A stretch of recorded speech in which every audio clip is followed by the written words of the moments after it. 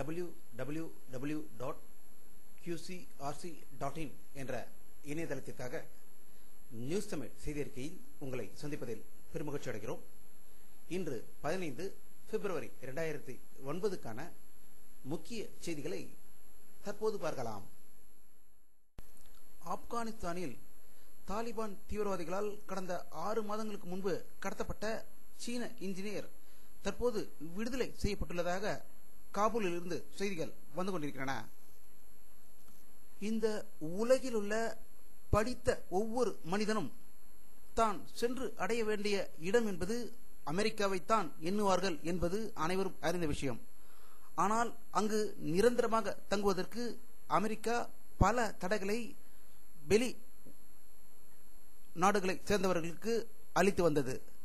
அதற்கு விடிவு காலமாக தற்போது அமெரிக்க இராணுவத்தில் சேர்பவர்களுக்கு அமெரிக்க உரிமை அளிக்கப்படும் என்று செய்தி வெளிவந்துள்ளதாக நியூயார்க்கிலிருந்து தகவல்கள் வந்து கொண்டிருக்கின்றன. ஈழ தமிழத்தில் இலங்கை இராணுவ படையை எதிர்த்து மாவீரர் திரு பிரபாகரன் அவர்களுடைய மகன் சார்லஸ் ஆண்டனி முன்னிலையில் போர் நடந்து வருவதாக இலங்கையில் இருந்து செய்திகள் வந்து கொண்டிருக்கின்றன. இந்த உலகிலேயே மனிதனை கொன்று குவிக்கும் ராட்சச நாடாக தற்போது இலங்கை நாடும் அதனுடைய இராணுவம் திகழ்வது அனைவரும் அறிந்ததே. நேற்று நடந்த ஒரு தாக்குதலில் முதியோர் இல்லங்கள் மீது தாக்கி இலங்கை இராணுவத்தினர் செய்த அட்டூழியத்தில் 75 பேருக்கும் மேற்பட்டோர் கொல்லப்பட்டுள்ளதாக இலங்கையிலிருந்து செய்தி வந்து கொண்டிருக்கின்றன. உலக பொருளாதாரம் மற்றும் உலக நிதி நிறுவனங்களையும் சரிபடுத்தும் நடவடிக்கைகள் ஒட்டுமொத்த பலன் தருவதற்கு அனைவரும் இணைந்து செயற்பட வேண்டியது அவசியம் என்று ரோமில் நடந்த G7 அமைப்பின் இருநாள் மாநாட்டில் வெளியிட்ட அறிக்கை கூறியுள்ளதாக தகவல்கள் தெரிவிக்கின்றன. சவுதி அரேபியாவில் மன்னராட்சி நடந்து வருவது உலகமே அறிந்த விஷயம்தான். ஆனால் அந்த ஆட்சியில் பெண்களுக்கு உரிமை என்பது கிடையாது என்ற நிலை மாறி தற்போது பெண் அமைச்சராக அல் ஃபயாஸ் என்ற ஒருவர் கல்வி அமைச்சராக தேர்ந்தெடுக்கப்பட்டுள்ளதாக சவுதி அரேபியாவிலிருந்து செய்திகள் வந்து கொண்டிருக்கின்றன. உச்ச நீதிமன்றம் வெளியிட்டுள்ள ஒரு தீர்ப்பில் இந்தியாவில் நடக்கும் தேர்தல்களில் தனி தொகுதியில் போட்டியிடும் வேட்பாளர்கள் பொது தொகுதியிலும் போட்டியிடுவதற்கு தகுதி ஆனவர்களே இன்று தீர்ப்பு வழங்கியதாக டெல்லியில் இருந்து தகவல்கள் வந்து கொண்டிருக்கின்றன. ராஜஸ்தான் மாநிலத்தில் ரயில்வே துறைக்கான வேலைவாய்ப்புக்கான பொது தேர்வு நடந்தபோது அதனுடைய கேள்வித்தாள் முன்னரே வெளிவந்து விட்டதால் அந்த பொது தேர்வை ரயில்வே நிர்வாகம் ரத்து செய்துள்ளதாகவும் வழக்குகள் பதிவு செய்யப்பட்டதாகவும் ராஜஸ்தானில் இருந்து தகவல்கள் வந்து கொண்டிருக்கின்றன.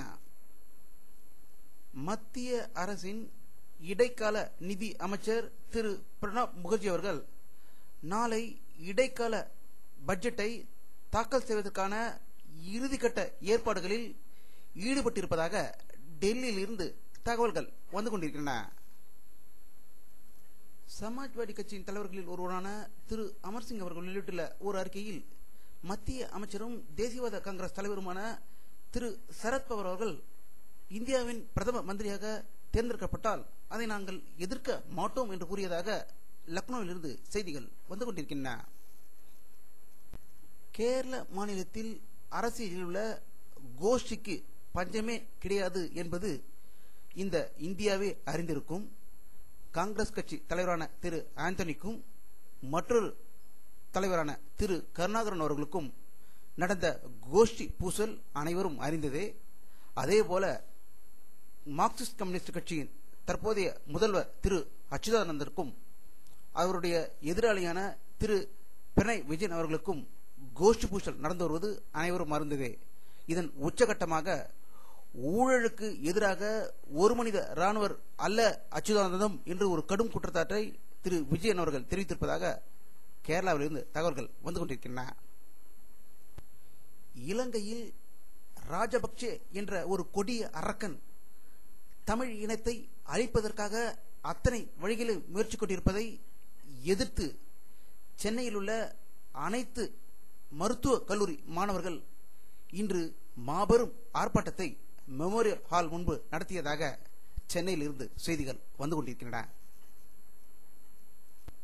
புதுச்சேரி மாநிலத்திற்கு யுனெஸ்கோ அவார்டு கிடைத்திருப்பதாகவும் அது நகரில் உள்ள பல தெருக்கள் இன்றும் பண்டைய கால தெருக்களைப் போலவே அமைந்து இருப்பதால் இந்த பட்டம் அவர்களுக்கு கிடைத்திருப்பதாக தகவல்கள் வந்து கொண்டிருக்கின்றன.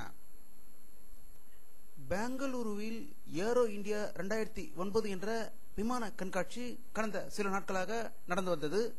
அதனுடைய இறுதி நாளான இன்று ஏராளமான பொதுமக்கள் பார்வையிட்டதாக பெங்களூருவிலிருந்து தகவல்கள் வந்து கொண்டிருக்கின்றன. வானிலை அறிக்கை 15 பிப்ரவரி 2009 பிற்பகல் 3 மணிகள் எடுக்கப்பட்ட சேட்டலைட் புகைப்படத்தை தற்போது பார்த்துக் கொண்டிருக்கிறீர்கள். தமிழகத்தில் மேகமூட்டம் எதுவும் தெரியாமல் சுத்தமாக இருப்பதை இந்த படத்தில் காணலாம். இத்துடன் இந்த செய்தி அறிக்கை நிறைவடைகிறது. மீண்டும் நியூஸ் தமிழ் செய்தி அறிக்கையில் உங்களை சந்திக்கும் வரை உங்களிடமிருந்து விடைபெறுவது உங்கள் கே பாலாஜி. நன்றி.